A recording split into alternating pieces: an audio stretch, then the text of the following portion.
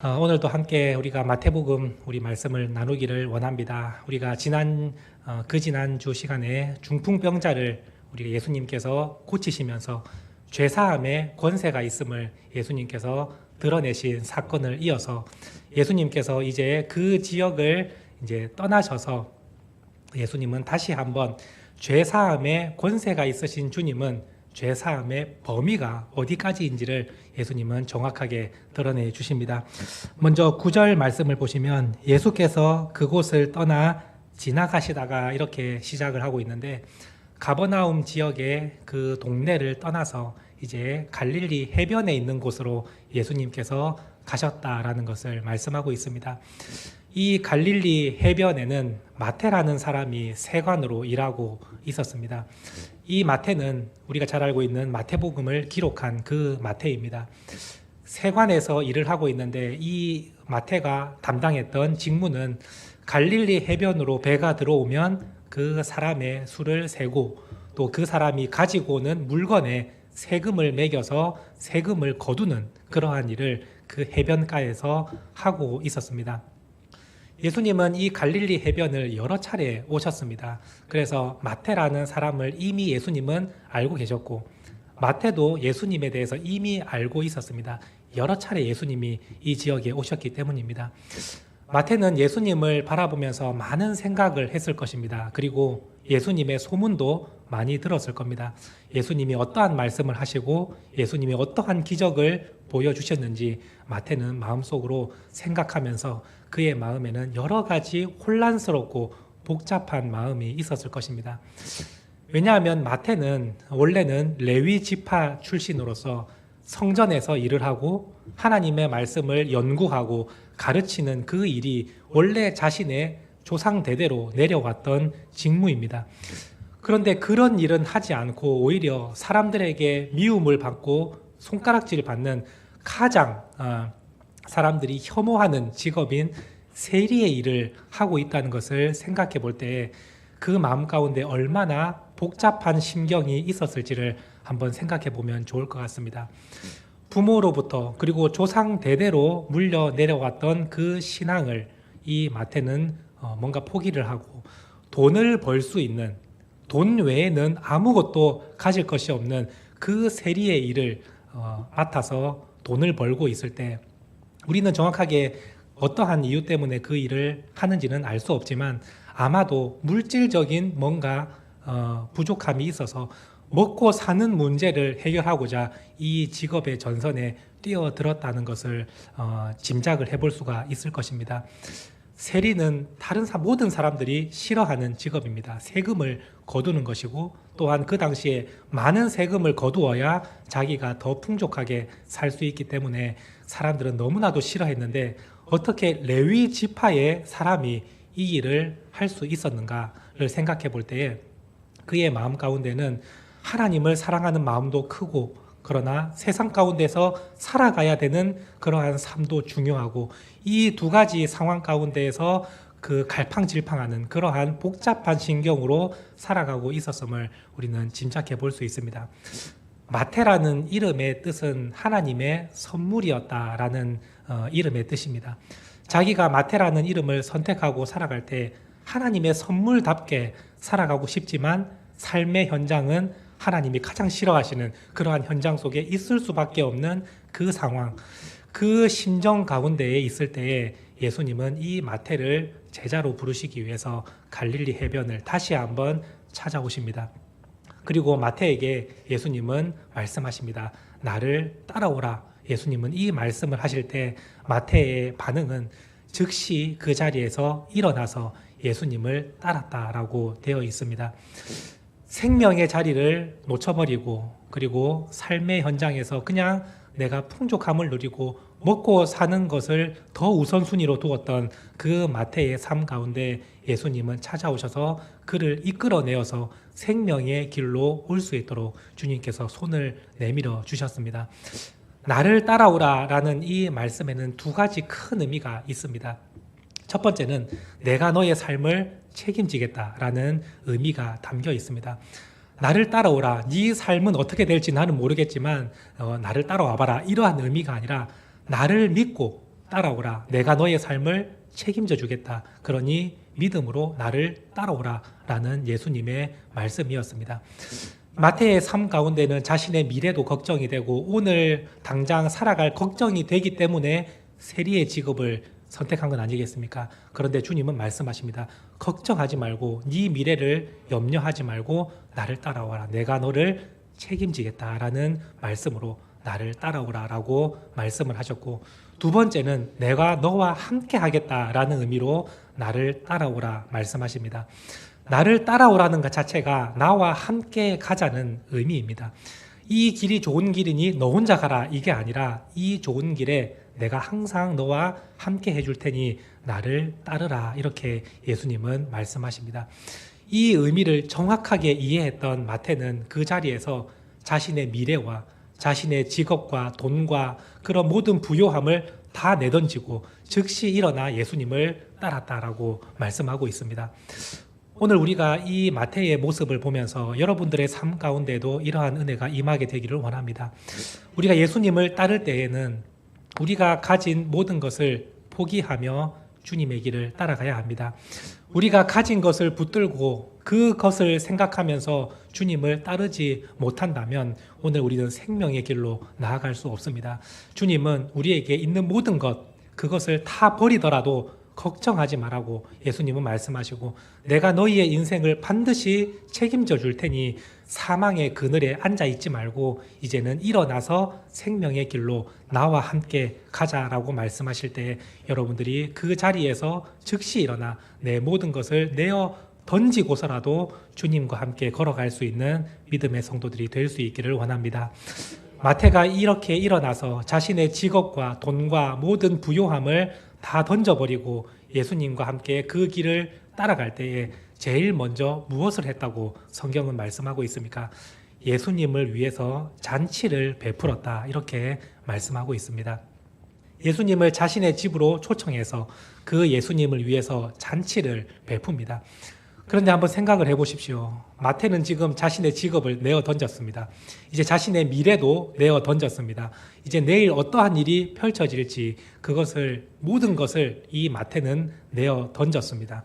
그런데 어떻게 예수님을 위해서 기쁨의 잔치를 벌일 수가 있겠습니까? 생각해보면 또 미래가 어둡고 이제 앞으로 어떻게 살지 무엇을 먹을지 걱정을 해야 되는 그러한 상황 가운데서 마태가 예수님을 위해서 잔치를 베풀었던 것은 자기가 잃어버렸던 것을 집중하는 것이 아니라 내가 무엇을 얻었느냐에 대해서 마태는 집중하고 있었기 때문에 그 상황 가운데에서도 잔치를 베풀 수가 있었습니다. 오늘 우리의 삶 가운데 여러분들도 매일의 삶에 잔치가 되기를 원합니다.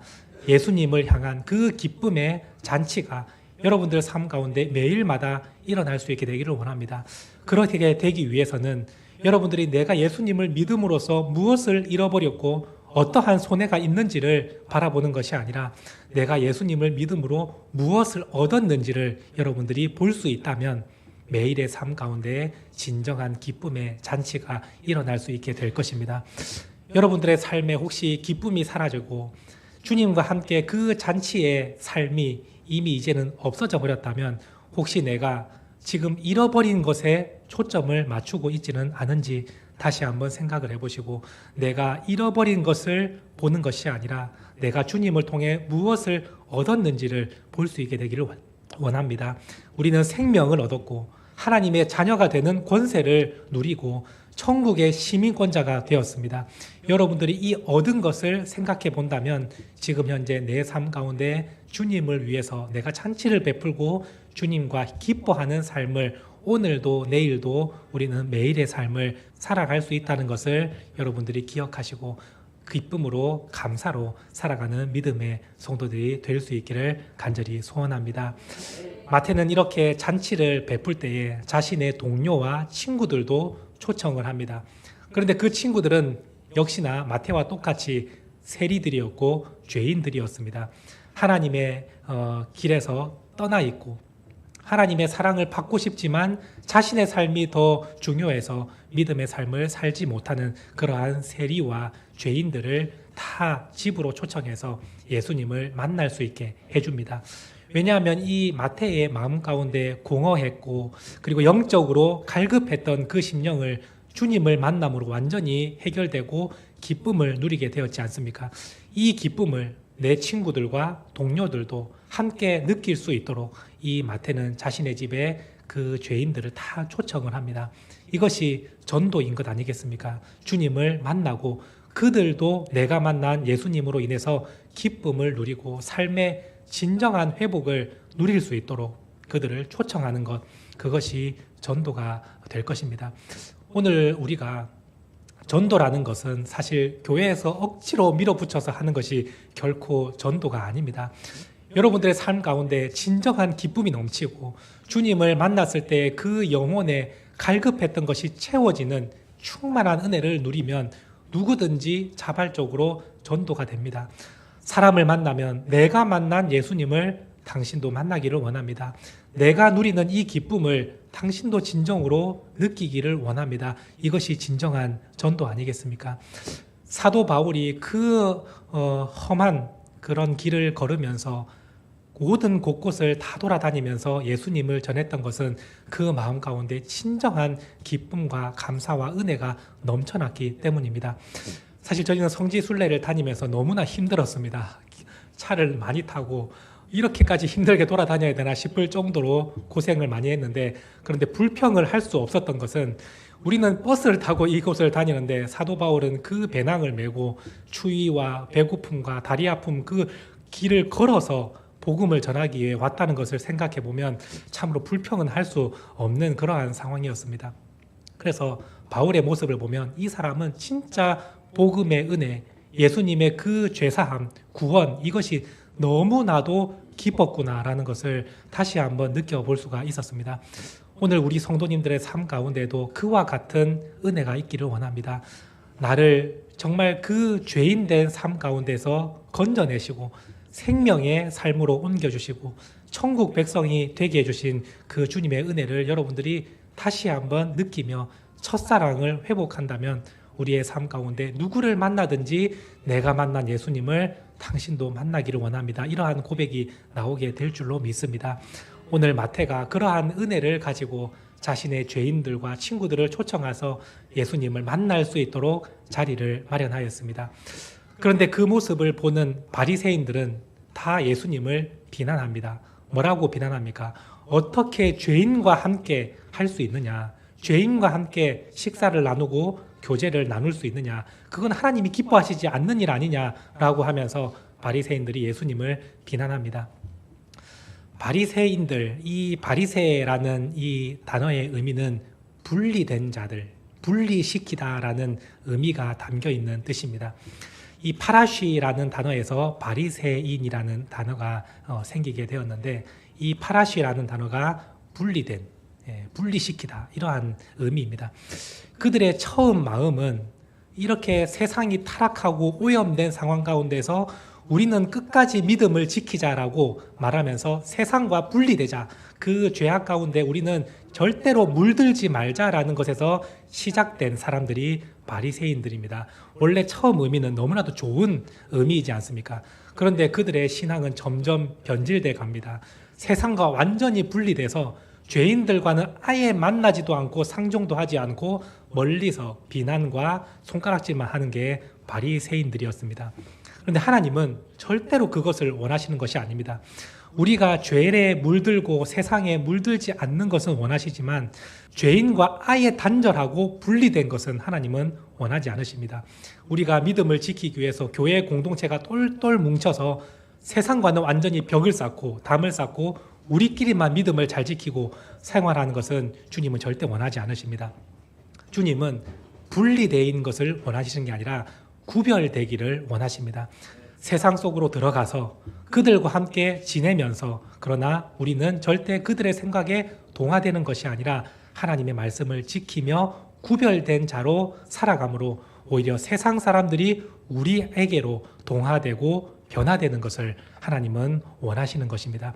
그래서 예수님은 죄인들을 만나시는 것에 절대로 거리낌이 없으십니다. 누구든지 만나시고 누구든지 교제하시며 그들이 예수님께로 돌아오고 하나님을 믿을 수 있도록 예수님은 그들을 만나 주셨습니다.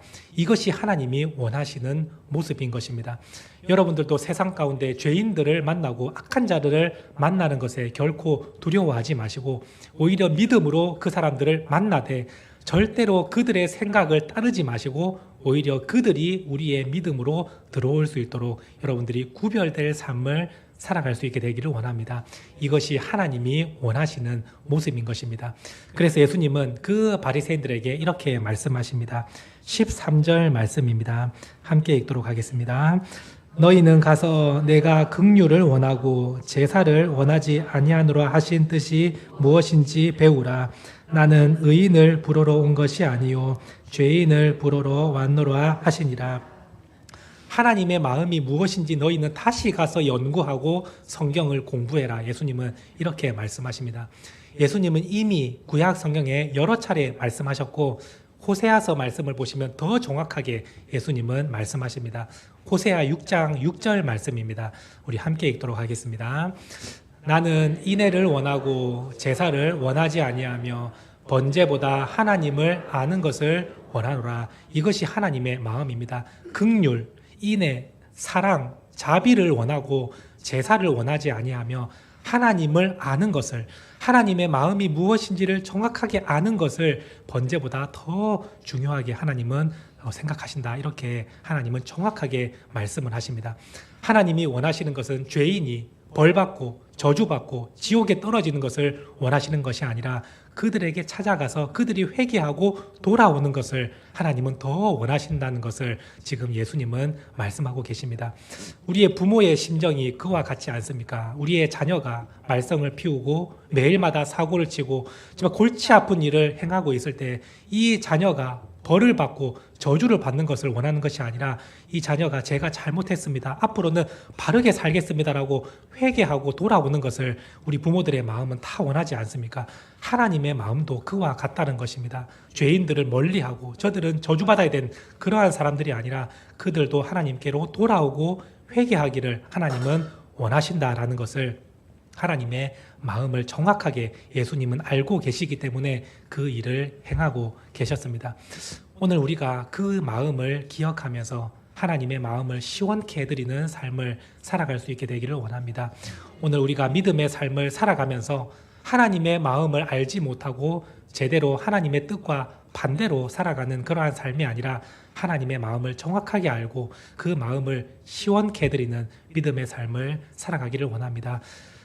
지옥으로 가고 있는 그 사람들을 주님께로 돌이키는 일에 여러분들의 최선의 삶을 다하시고 또한 성경을 읽지만 그 말씀에 무엇인지 뜻도 알지 못하고 살아가는 것이 아니라 하나님의 마음은 이러하구나라는 것을 정확하게 알고 믿음으로 실천하며 살아가는 삶, 그것을 하나님은 예배보다도 더 원하신다라고 말씀하고 있습니다. 여러분들이 하나님의 마음을 오히려 알지 못하고 반대로 행하면서 이 자리에서 예배를 드리는 것 하나님은 절대 기뻐하시지 않습니다.